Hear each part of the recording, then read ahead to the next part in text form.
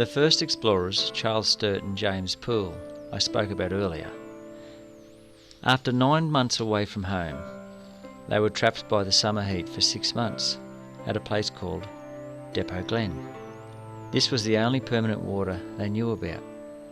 The only thing that kept their spirits up was the fact that the local Aborigines would stay here during the summer. They could not go forward, nor could they retreat.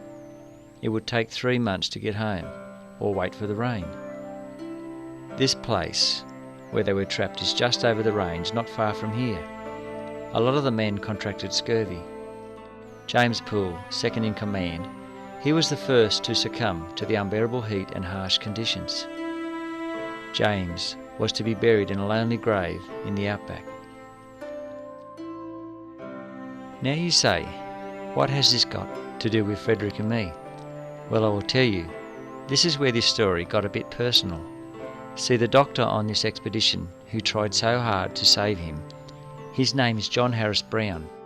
He was born in England and was only 28 years of age. And the mountain range that Frederick and his 3 children are buried on is named after him, called Mount Brown, with an E on the end. The first time my wife Karen did see this headstone, she was pregnant. Have I got your attention now? 2 babies together, one in the ground, one out and living. Now, a couple of months later, I wanted to go to Victoria to look for gold, and once again I dragged my family along. On this trip, the first night, Karen was nursing Millie. She was only 14 months old, and Karen tripped over a box that was sitting in the dark.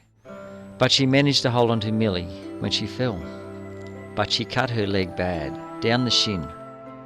The next day, I found one little nugget right where we were camped, the only one for the week. Then we went home. Months later, I went back on my own to the same spot and found one more little gold nugget right where Karen fell over. This meant nothing at the time. I was only there for 2 hours, then a mate turned up to tell me that my brother-in-law had just rang and said I had to come home. Karen was in hospital. There was a problem with the baby. I had no fuel, it was late, and the station was closed. I had to wait till morning to get diesel. That was the longest night in my life. I did not sleep. I felt sick in the stomach. 850 kilometres later, yes, she was gone.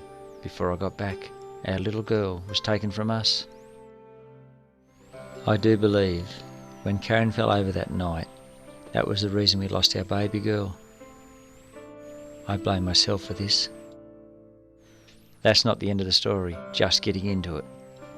Weeks later, Karen, being so great, understanding and patient, she said to me if I wanted to go back to Victoria and finish that trip that I started. So once more I was back on the road heading out to the goldfields again. I had been doing some reading and I read about this goldfield. The gold diggings ran right through the middle of this graveyard. In the late afternoon sun was shining through the trees, and when I looked over the diggings I could see one headstone, the biggest one of them all. The sun was shining straight on it. As you know by now, I just love to read the inscriptions on these old headstones, especially the ones in the goldfields. I walked up, and when I looked at it, once again I stood there in shock. I could not believe what I was reading. What I was reading went like this. Here lies our precious little girl, Charlotte Rose. And you say, so what? What's this got to do with the story? Okay, let's go back 6 months. About a week before, we lost our little baby. We all knew it was a girl. Our son Jack came home from school one day and said, let's call her Charlotte Rose. We all liked that name. We all thought that was so great that our son had come home for a name for his little sister. So that is what we called her, Charlotte Rose.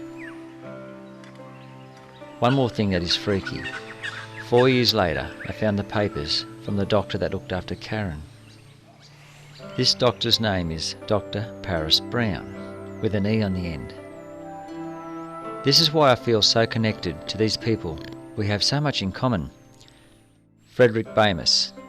He worked with stone, he prospected for gold.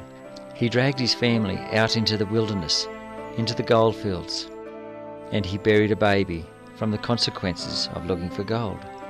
And he is buried on the mountain named after the two doctors with the same name. These two doctors tried to save people that were dying from the injuries that were sustained in the goldfields while looking for gold. Do you find this a bit weird? It puts a shiver up my spine. You ask why it puts a shiver up my spine and why I'm worried? Frederick has a son and daughter, 17 and 14 years of age, buried with him. I still have 3 children that are yet to reach that age.